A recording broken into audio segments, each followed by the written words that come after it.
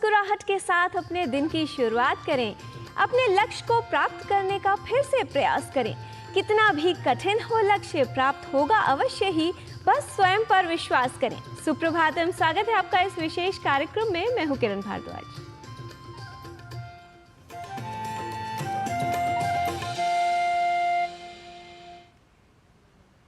दया से ही जीवन समृद्ध बनता है। कहा जाता है कि दया मानव को सुखी बनाती है, जीवन को समृद्ध बनाती है। इसलिए सदा ही अपने मन में दया का भाव रखना चाहिए।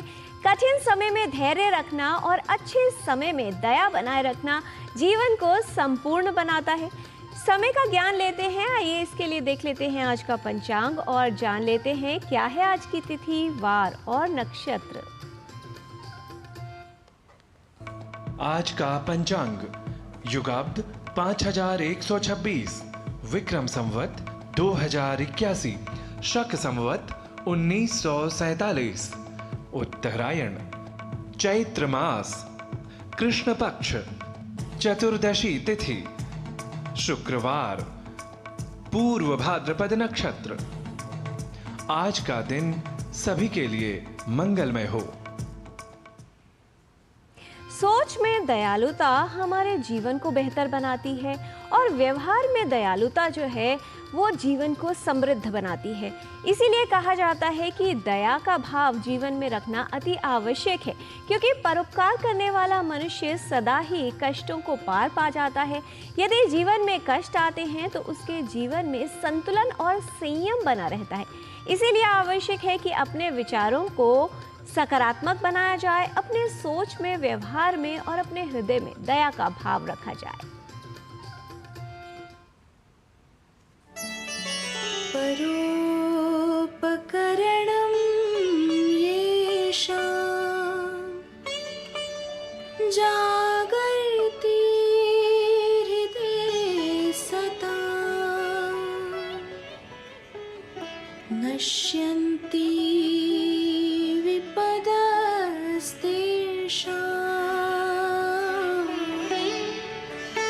संपद स्युः पदे पदे।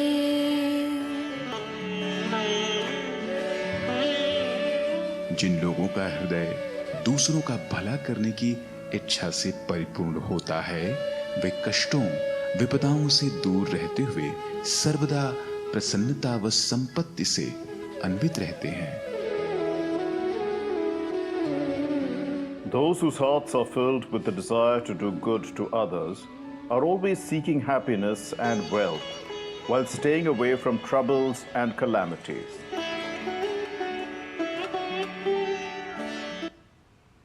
भारतीय ज्ञान परंपरा अत्यंत समृद्ध है, वैज्ञानिकता से परिपूर्ण है।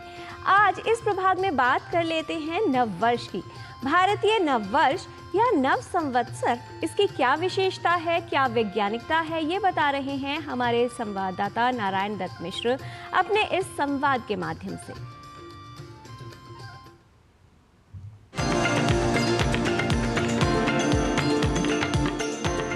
भारतीय नववर्ष की शुभ वेला में हम अब प्रवेश कर रहे हैं। तो इस समय विशेष में हम जान लेते हैं कि भारतीय ज्ञान परंपरा में उसके विज्ञान की महत्ता के क्रम में भारतीय नववर्ष का क्या स्वारस्य है, उसकी क्या वैज्ञानिकता है, इस बारे में हमसे बात करने के लिए आज उपस्थित हैं डॉक्टर मधुसूदन मिश्र, जो कि संपूर्णानंद संस्कृत विश्वविद्यालय में ज्योतिष शास्त्र के प्राध्यापक हैं। तो आप इसकी विशेषता के बारे में बताएं कि ये भारतीय नववर्ष का जो आरंभ है उसकी क्या वैज्ञानिकता है, क्या विशेषता है?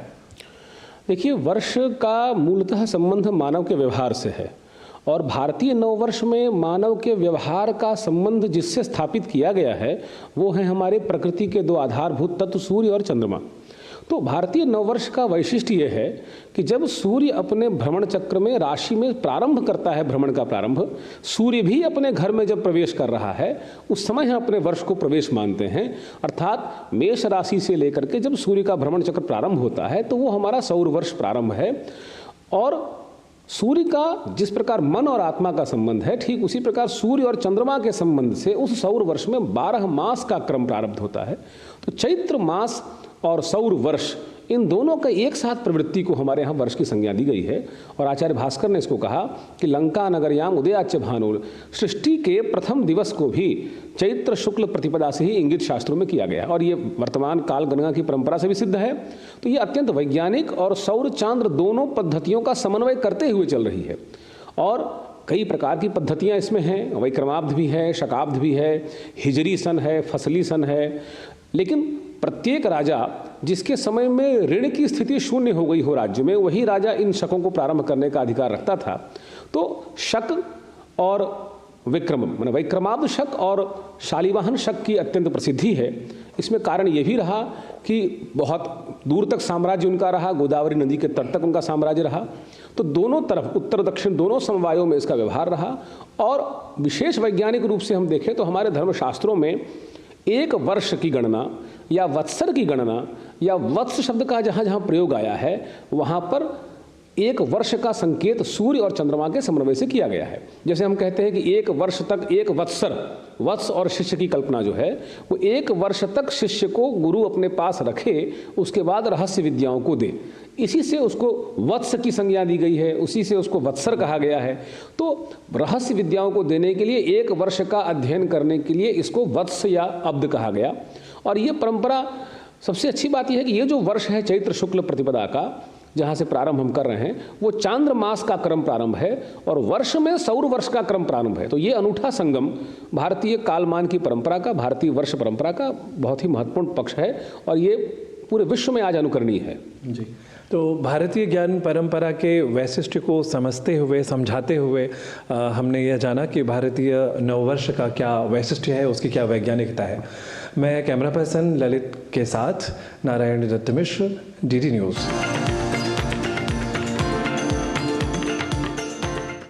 स्वास्थ्य का महत्व हम सभी के जीवन के लिए है। अच्छे शारीरिक स्वास्थ्य के लिए उपयोगी होता है स्वस्थ जीवन शैली को अपनाना और शारीरिक रूप से व्यायाम करना, और इसका एक सरल उपाय है साइकिल चलाना। आइए जान लेते हैं कि नियमित रूप से साइकिल चलाने से क्या स्वास्थ्य लाभ होते हैं और ये किस तरह से हमारे स्वास्थ्य वर्धन में उपयोगी सिद्ध हो सकता है।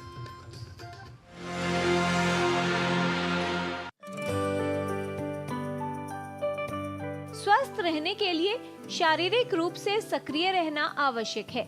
नियमित शारीरिक गतिविधियां मोटापे, हृदय रोग, कैंसर, मानसिक स्वास्थ्य समस्याएं, मधुमेह और गठिया जैसे रोगों से बचाने में सहायता करती हैं। शारीरिक रूप से सक्रियता बनाए रखने का एक उपयोगी विकल्प है साइकिल चलाना। नियमित रूप से साइकिल चलाना गतिहीन जीवन शैली से जुड़ी स्वास्थ्य समस्याओं के जोखिम को कम करने के लिए सर्वोत्तम तरीकों में से एक है। साइकिल चलाने से कई लाभ होते हैं और साइकिल चलाना कई मायनों में उपयोगी हो सकता है। नियमित रूप से साइकिल चलाने से हृदय का स्वास्थ्य बेहतर बनता है, शरीर में वसा का स्तर नियंत्रित रहता है, वजन नियंत्रित रहता है, मानसिक स्वास्थ्य को बेहतर बनाए रखने में उपयोगी है साइकिल चलाना। साथ ही इससे जोड़ और मांसपेशियां मजबूत बनते हैं और नींद की गुणवत्ता भी ठीक रहती है।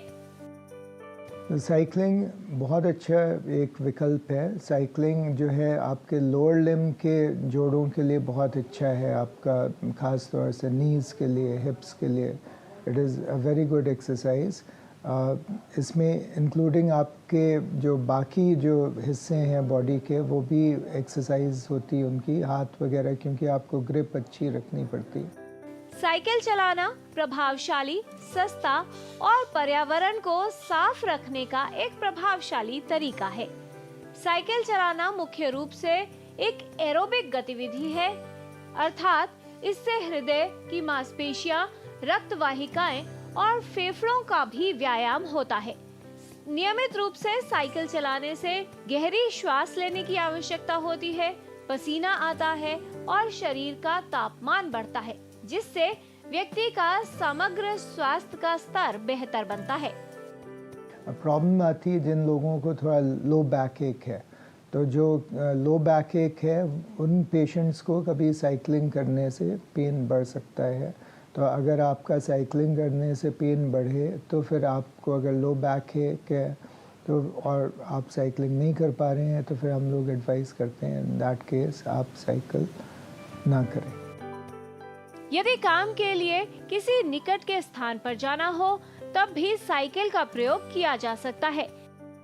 नियमित व्यायाम को अपनी दिनचर्या में शामिल करना समय कुशलता का तरीका है और इसके लिए साइकिल चलाना उपयोगी सिद्ध हो सकता है।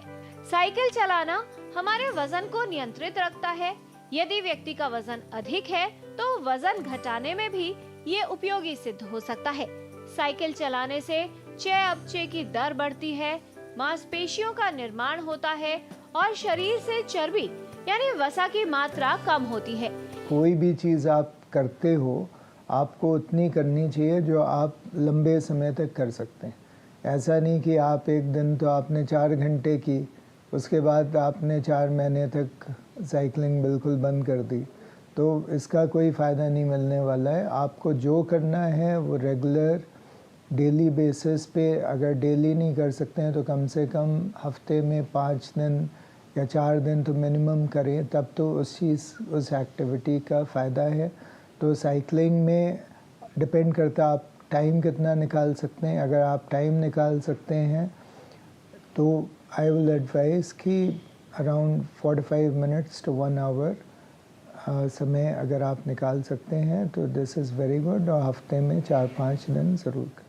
यदि आप वजन कम करने की कोशिश कर रहे हैं तो साइकिल चलाना और एक स्वस्थ आहार लेना आपके लिए कारगर सिद्ध हो सकता है। साइकिल चलाने से शारीरिक और मानसिक स्वास्थ्य दोनों में सुधार होता है और कई तरह की स्वास्थ्य समस्याओं की संभावना कम होती है।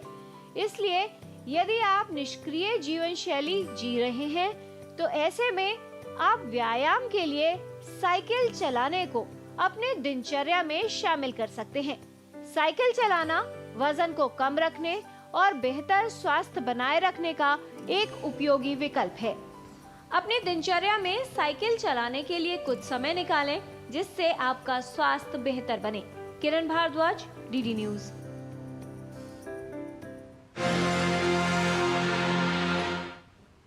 यदि आप अपने जीवन में रोगों की संभावना को कम करना चाहते हैं, स्वास्थ्य को बेहतर बनाना चाहते हैं तो नियमित रूप से शारीरिक व्यायाम कीजिए। इसके लिए आप साइकिल चला सकते हैं, स्विमिंग कर सकते हैं या कुछ ना कीजिए तो सिर्फ पैदल चल सकते हैं, क्योंकि ब्रिस्क वॉकिंग भी सेहत को अच्छा रखने का एक उत्तम विकल्प है। चुनाव आप कर सकते हैं, लेकिन नियमित रूप से थोड़ा सा समय व्यायाम को देना अत्यंत ही महत्वपूर्ण है। यहाँ पर लेते हैं एक अल्प विराम। आप देखते रहिए डीडी न्यूज।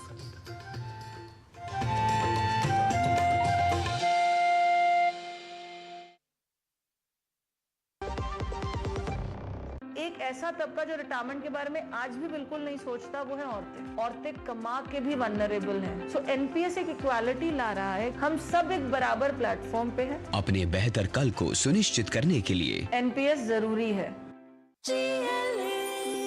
जो लक्ष्य चुना था समझ आने लगा है। जीएलए यूनिवर्सिटी, उच्च लक्ष्य की निश्चित प्राप्ति।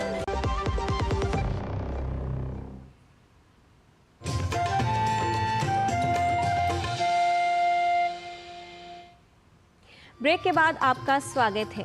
जो लोग शारीरिक व्यायाम नहीं करते यानी शारीरिक निष्क्रियता रखते हैं, जीवन में उनके जोड़ों की समस्याएं काफ़ी अधिक प्रभावित करती हैं। जोड़ों में जकड़न एक आम समस्या है जिससे कई लोग परेशान रहते हैं। यदि आपके जोड़ों में जकड़न या दर्द की समस्या है तो ऐसे में जोड़ों को गतिशील बनाए रखने के लिए कौन सी योगिक क्रियाएं उपयोगी हैं, आइए देख लेते हैं।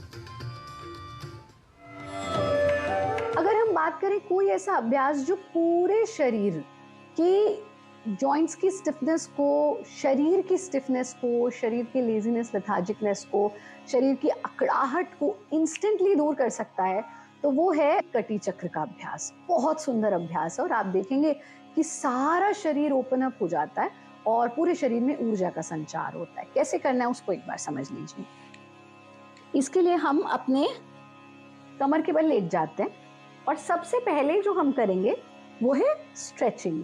कैसे स्ट्रेच करना? फिंगर्स को इंटरलॉक करके सीने के सामने टिका देना, सांस भरते हुए हाथों को ऊपर, सर से ऊपर ले जाना, पंजों को नीचे की ओर खींचना, पूरे शरीर को स्ट्रेच कर देना, सांस छोड़ते हुए हाथों को वापस ले आना। फिर से सांस भरते हुए पूरे शरीर को खींचना, पंजे नीचे की ओर खींचे हुए, हथेलियां ऊपर की ओर, सांस छोड़ते हुए हाथों को वापस लें। इस प्रक्रिया को आप 3 बार तक दोहरा सकते हैं, फिर पूरे शरीर को ढीला छोड़ें। बस 2 अभ्यास समझेंगे आज। दूसरे अभ्यास में दोनों पैरों को फोल्ड कर लेना, ऐसे कि आपके जो हील्स हैं वो आपके हिप्स को टच कर जाएं। अगर आप इतना नजदीक नहीं ला सकते तो जितना नजदीक ला सकते हैं उतना ले आइए। फिंगर्स को इंटरलॉक करके अपने सर के नीचे टिका देना। एड़ियां तो जमीन से छुएंगी ही छुएंगी, दोनों के दोनों एल्बोज यानी कोहनियां भी जमीन से टच रहेंगी। दोनों घुटने एक दूसरे के साथ मिले रहेंगे, पंजे एड़ी दोनों पैरों के एक दूसरे के साथ मिले रहेंगे। सांस भरते हुए पैरों को बाईं तरफ ले जाना, गर्दन को दाईं तरफ। आप देख रहे हैं इस वक्त भी हमारा पैर ऐसे आगे पीछे या ऐसे नहीं हो रहा है, एक दूसरे के ऊपर टिका हुआ है। इसका हमें ध्यान रखना है। सांस छोड़ते हुए वापस आ जाएं। सांस भरते हुए इसी प्रक्रिया को दूसरी ओर दोहराना, यथा सामर्थ्य रुकना, सांस छोड़ते हुए वापस आ जाना। ऐसा 5-5 बार दोनों तरफ कर लें। फिर अपने पैरों को वापस ले आए, हाथों को भी वापस ले आए, शरीर को पूरी तरह से ढीला छोड़ देना, एब्सोल्यूट रिलैक्सेशन। थोड़ी देर यहीं रुकेंगे और फिर वापस कैसे आएंगे, हम इस तरह से करवट लेकर के वापस आएंगे, यानी एकदम से सीधा नहीं बैठेंगे। अगर हम सीधा बैठते हैं तो ये हमारे कमर के दर्द को और बढ़ा सकता है। कुछ चीजों का ध्यान हमको रखना है। विशेष रूप से ऐसा भोजन न करें जो हमारी वात प्रवृत्ति को बढ़ाने वाला है। ऐसा भोजन भी ना करें जो कफ प्रवृत्ति को बढ़ाने वाला है। आप भोजन में सात्विक आहार लें, समय से भोजन करें, थोड़ा देर अपने शरीर को सनलाइट में जरूर रखिए और आप देखेंगे कि आपके जॉइंट स्टिफनेस, जॉइंट का दर्द, इन सब में आपको आराम लगेगा। आप सब खुश रहे, आनंदित रहे, हंसते रहे, मुस्कुराते रहे। हरिओम।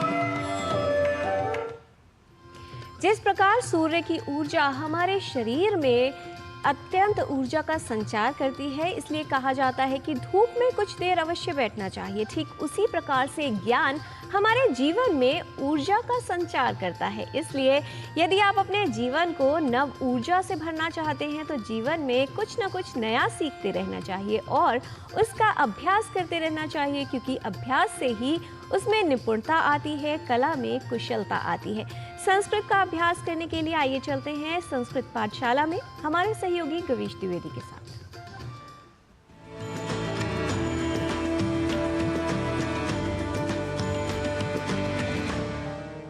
नमो नमः मित्राणि, संस्कृत पाठशालायाः एतस्यां कक्षायां भवतां सर्वेषामपि स्वागतम्। मम नाम गवीशः। संस्कृत की पाठशाला में आज हम आपको शिष्टाचार के कुछ वाक्य सिखाएंगे, जिनके प्रयोग से आप संस्कृत संभाषण के क्रम में आगे बढ़ सकेंगे। आइए सीखते हैं इन वाक्यों को, इन फ्रेजेस को। वाक्य यदि हो वह बहुत अच्छा है तो कहेंगे सह बहु समीचीनः। सह बहु समीचीनः। वह बहुत बुरा है, इसके लिए संस्कृत में कहेंगे सह बहु दुष्टः। सह बहु दुष्टः। वह बड़ा रूखा है, इसके लिए संस्कृत में वाक्य बनाएंगे सह बहु रुक्षः। सह बहु रुक्षः। चाहे कुछ भी हो, इसे यदि संस्कृत में कहना होगा तो कहेंगे यत् किमपि भवतु। यत् किमपि भवतु। उस बात की चिंता न करें। तद विषये चिंता मास्तु। तद विषये चिंता मास्तु। ऐसा कोई नियम नहीं है। एतादृशः कश्चन नियमः नास्ति। एतादृशः कश्चन नियमः नास्ति। यदि हमें कहना हो यह कर सकते हैं तो इसे संस्कृत में कहेंगे एतत् कर्तुम शक्यम। एतत् कर्तुम शक्यम। लेकिन समय चाहिए। परम समयः अपेक्ष्यते। परम समयः अपेक्ष्यते। इतना तो किया। एतावत्तु कृतम। एतावत्तु कृतम। हमें कहना हो देख ही नहीं सकते, इसके लिए संस्कृत में कहेंगे द्रष्टुम एव न शक्यते। द्रष्टुम एव न शक्यते। वहीं कहीं होगा। तत्रैव कुत्रापि स्यात्। तत्रैव कुत्रापि स्यात्। यदि कहना हो सच कहता हूं तो इसके लिए संस्कृत में कहेंगे यथार्थम वदामि, यथार्थम वदामि या सत्यम वदामि। ऐसा हो सकता है, एवं भवितुम अर्हति, एवं भवितुम अर्हति। कभी ऐसा भी हो सकता है, कदाचित एवं अपि स्यात्, कदाचित एवं अपि स्यात्। वाक्य हो क्या मैं इतना भी नहीं जानता, तो इसे संस्कृत में कहेंगे किम अहम तावदपि न जानामि, किम अहम तावदपि न जानामि। कौन नहीं चाहता, कह न इच्छति, कह न इच्छति। वहां जाकर क्या करते हो, तत्र गत्वा किम करोति, तत्र गत्वा किम करोति। फिर आइए, पुनः आगच्छन्तु, पुनः आगच्छन्तु। मित्रों, आज के अंक में हमने कुछ वाक्यों को सीखा है। आप करते रहिए इनका अभ्यास। व्यवहार में आने वाले ऐसे ही कुछ और वाक्यों को लेकर आपके समक्ष होंगे हम उपस्थित। तब तक के लिए नमस्कार, नमो नमः।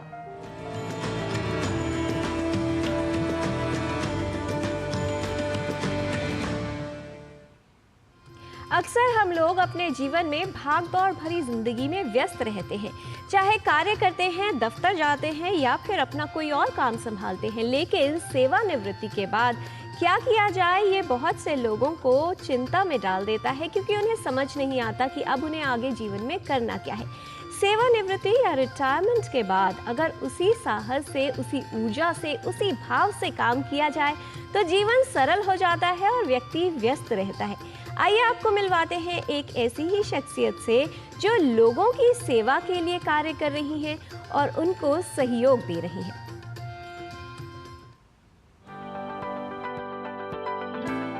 रिटायरमेंट के बाद भी उसी जोश और जज्बे से काम करना और लोगों की सेवा करना सुनने में अचंभित करता है, पर ये सच है।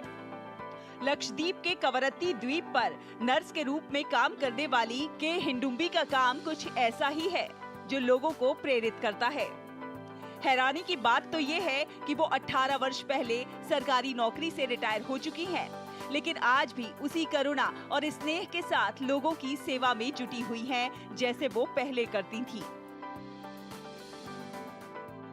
गौरतलब है कि लक्षद्वीप के कवरत्ती में इंदिरा गांधी अस्पताल की अनुभवी नर्स हिंडुम्बी केके को भारत के राष्ट्रपति द्वारा प्रतिष्ठित राष्ट्रीय फ्लोरेंस नाइटिंगेल पुरस्कार भी मिल चुका है। इतना ही नहीं, खुद प्रधानमंत्री नरेंद्र मोदी ने अपने मन की बात कार्यक्रम में उनके काम की सराहना की है।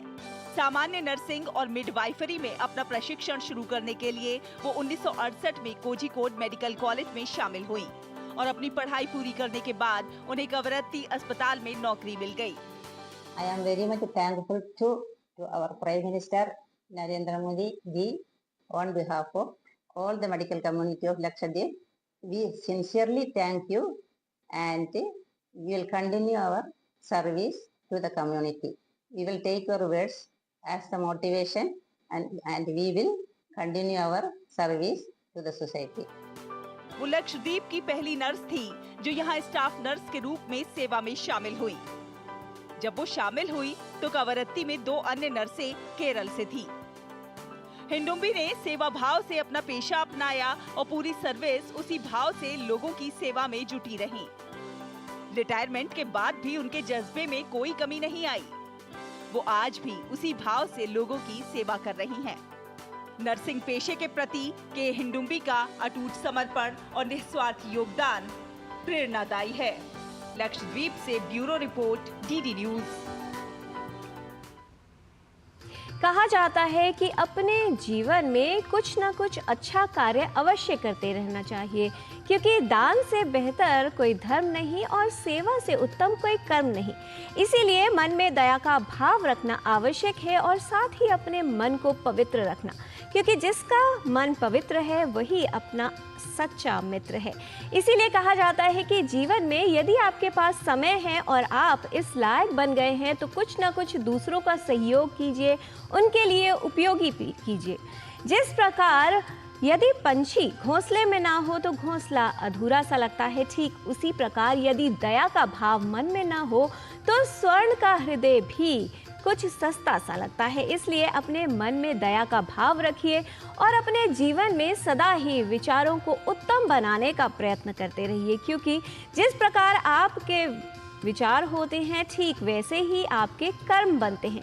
इसलिए अच्छे विचारों को मन में लाइए, उनको जीवन में धारण कीजिए, दया का भाव मन में रखिए और कुछ ना कुछ प्रतिदिन एक अच्छा कार्य करने का प्रयत्न अवश्य कीजिए। तो आपको भी इस बात का एहसास होगा, अनुभव होगा कि आपका जीवन समृद्ध बन रहा है, आपके जीवन में संतुष्टि आ रही है। क्योंकि प्रसन्नता जो पैसों से खरीदी जाती है, वस्तुओं से खरीदी जाती है, वो क्षणिक होती है, लेकिन दूसरों की सहायता करके, उनका सहयोग करके, उनके जीवन को बेहतर बना के जो संतुष्टि मिलती है वो जीवन भर रहती है। अपने जीवन को यदि संतुष्ट बनाना चाहते हैं, प्रसन्न चित्त रहना चाहते हैं, सुखी रहना चाहते हैं, तो दूसरों के लिए सहारा बनिए और उनके जीवन को बेहतर बनाने का प्रयत्न कीजिए, क्योंकि वही प्रसन्नता आपके जीवन में भरपूर जो है समृद्धि लाएगी और आपके जीवन को कुशल और समृद्ध बनाएगी। आज के कार्यक्रम में इतना ही। प्रसन्न रहिए और प्रेरणा के लिए, ऊर्जा के लिए भारतीय ज्ञान परंपरा, संस्कृत के ज्ञान और अपने सेहत को अच्छा बनाने के लिए नियमित रूप से हमारा कार्यक्रम देखते रहिए। आज के अंक में इतना ही। हमारी पूरी टीम को दीजिए अनुमति। नमस्कार।